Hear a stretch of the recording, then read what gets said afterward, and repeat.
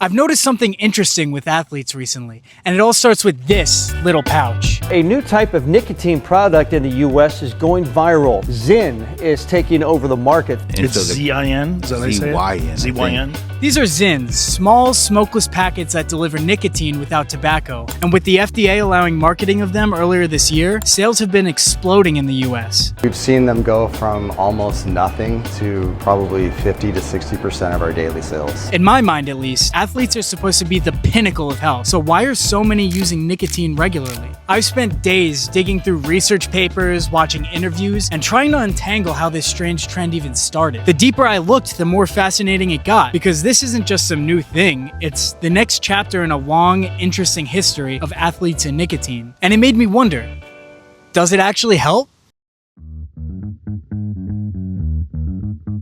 This part's important because nicotine has a pretty bad reputation.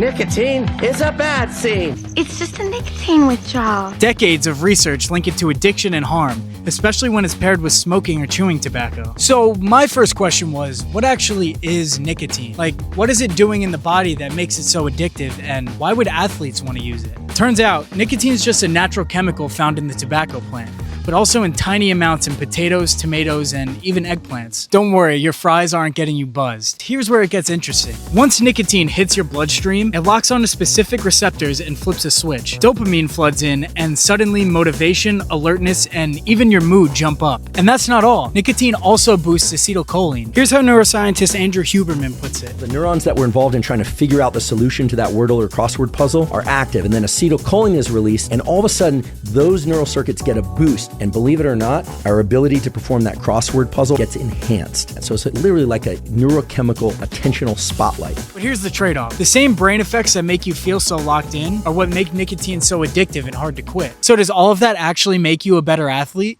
Here's what the research says. Nicotine doesn't make you stronger, faster, or give you more endurance while you're using it. At best, it gives you a bump in reaction time and working memory, and that's about it. So, if nicotine doesn't really boost physical performance, why does it have such a hold on sports? That's the part that got me curious, because the answer has less to do with performance and more to do with tradition. And if you rewind that story all the way back, the first stop is baseball. Huh? It's always baseball. It's blood! What?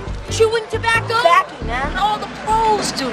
That connection goes way back, like mid-1800s back, when baseball was just catching on in the US. Chewing tobacco was everywhere then, and players found little advantages. It kept their mouths from drying out, and some even used spit to throw the now banned spitball. But that didn't last. In the early 1900s, doctors realized that all the spit was helping spread tuberculosis.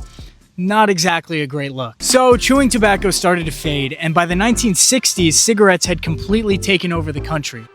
Players were smoking in dugouts, locker rooms, some even in full-page cigarette ads. Kinda wild knowing what we know now. Then came the 70s, and the alarms started ringing. Cigarettes were deadly. The government cracked down, and the trend slowly faded. But tobacco didn't disappear. It just changed form. In the late 90s, smokeless options like dip and snus had taken over. A 1999 study found 1 in 3 rookies were using dip regularly, and 2/3 had tried it compared to just 6.5% of American males at the time. And even today, you'll still see guys carrying the tradition.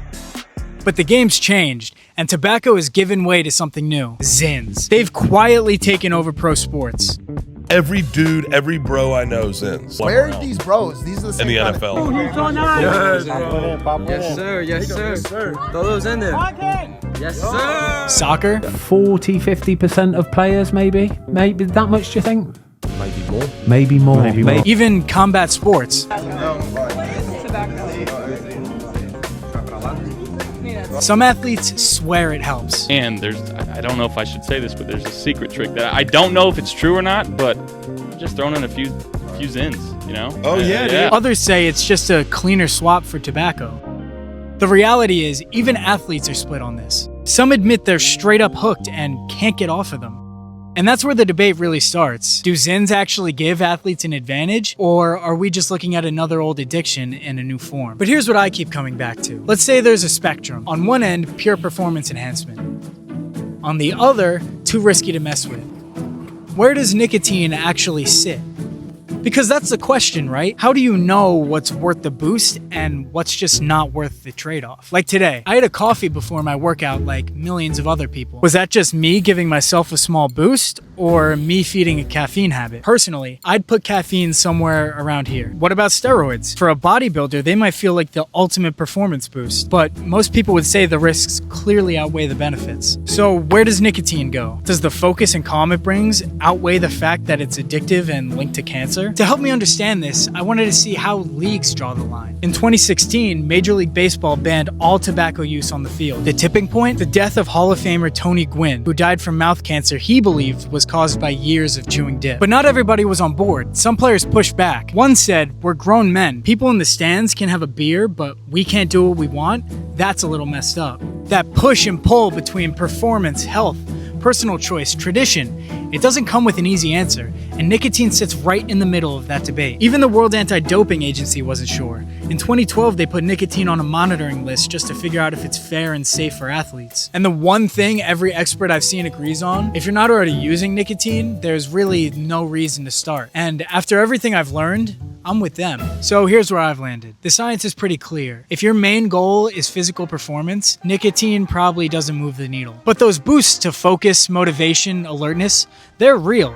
Just not without the risks that most experts say aren't worth it. And with Zyn specifically, the long-term effects are still a question mark. Here's the tricky part for me. I make these videos to dive into sports science topics that I genuinely find interesting and try to provide the most accurate information as possible. But I don't really want somebody to start using nicotine because they watched a YouTube video. At the end of the day, I think this goes beyond just nicotine. It might just be my feed, but if you scroll TikTok for 10 minutes, it's just endless tips, tricks, and supplements to focus harder, push longer, do better, yada, yada, yada. So maybe it's less about nicotine itself and more about our constant push to try and find some super supplement. But if we could channel that same drive into habits that actually make us better, that's where the real win might be.